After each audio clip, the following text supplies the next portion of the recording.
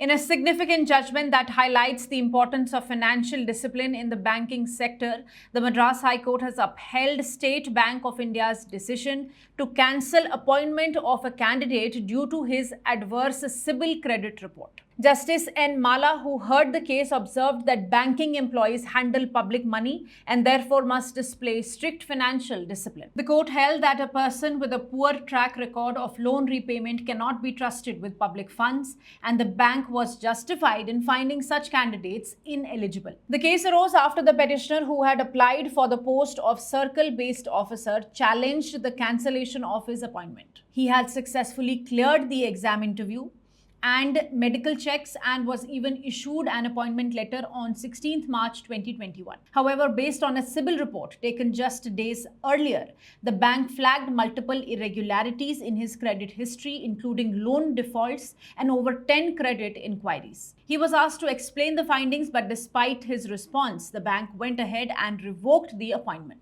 The petitioner argued that he had cleared his dues before the notification date, was never declared a defaulter, and claimed that similarly placed candidates had been appointed, making the bank's action discriminatory. He contended that the cancellation under Clause 1E of the eligibility criteria related to financial integrity was illegal and arbitrary.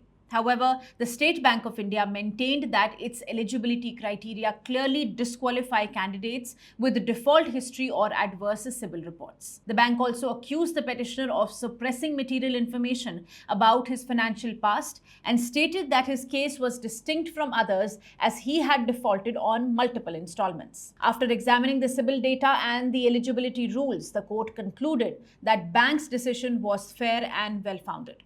It also dismissed the argument of discrimination, noting that only those who met all eligibility norms were appointed. Finding no merit in the petition, the High Court refused to interfere and dismissed the case.